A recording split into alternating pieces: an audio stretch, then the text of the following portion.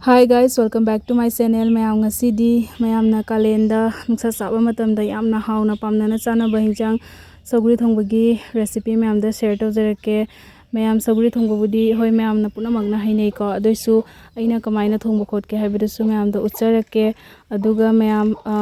aigi thongba thakpagi video singse video gi through the oiro natragana photo gi through the oiraga memory singse loina aina dum save tawraga thamningbado adudugi mayam da su ucharake kale nungsa sabadidi mayam thau jaudana sumaina chamna thongi adum haure ko ado mayam si recipe sina to ba to recipe su mayam na kaiguma pambiraga di comment haibiramo ay adum mathang dum thangacharake aduga mayam su kamaina aina thongba khotpase mayam na su kamaina tawraga chage haibado adu so dum comment da khanghanbiramo ado mayam chamthong tawbagi ahanbada nga se hana khara tawthoksare nga atawba hapagadi hauri ko nga se atawba haplaso dum hauri aduga ngari khara su sumaina hana khara sado le ngari se sado laga hapasina yam hauri aduga sing hape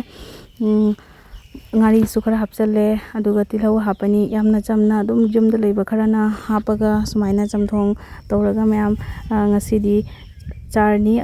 hojik masal sing se hapaloraga ising hapchalani ising aingboina hape ado mayam sumaina gas ta thangatringa da hana sumaina loina hapchanba loraga sum ising hapaga sum thangalasu yaika aduga hojik se yengang kitang hapchare chappaga tawraga yengang kra hapasina machu se phajai adudugi hapchabane haptrasu ke sukaide optional ne hojik se sumaina phajana soholani minute 5-10 muk sumaina phajana soholaga tilhau sing se khara mundhare abi matam siga Sougri singse sumaina thadale Sougri thadal pakhodat pudi mayam da utsadre ko Sougri khara hape Sougri se hapaga minute 5 muk phajana soholani aduga amu hapcharake mayam mathang na ke hapke haibidasu mayam da utjarake Sougri se sumaina hapaloraga aina minute 5 sohole aduga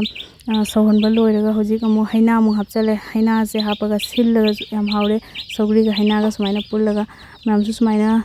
Sougri haina dum pullaga thonga chabibra comment dum khanghanbiramo aduga hojik se soholani makhom khomjalaga thum hapani namgadaba changda yam kuide ko sumaina Sougri thongba se hausu hauri jangna su loi Sougri haina loina hapa matungda minute 5 mu saugadaba walingai kansida sumaina nga piece ama hapchare asigi sina mayam sigi reason sina mayam video upload togadaba sing aduga photo post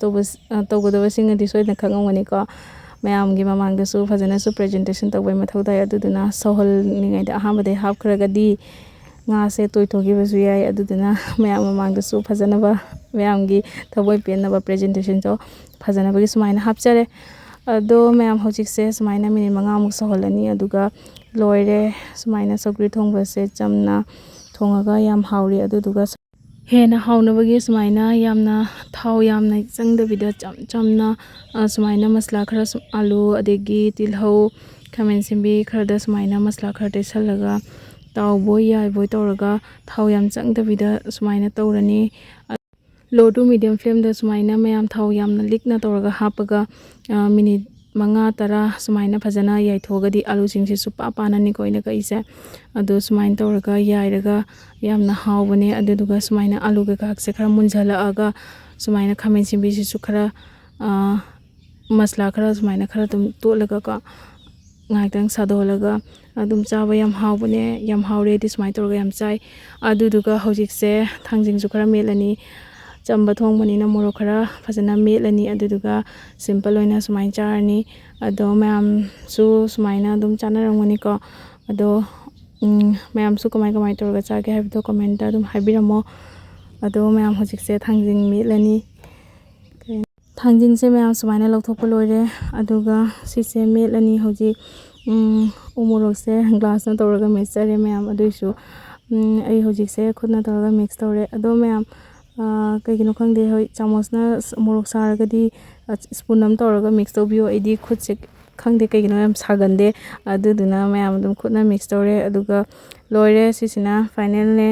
aduga sumai tawraga simple oina nungsa sabada kalen da sumai chaba se am hauri adu mayam su nungsa sabada chamna sumaina hawna thonga dum chabiyo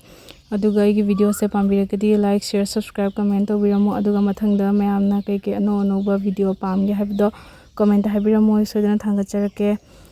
mayam thank you for watching.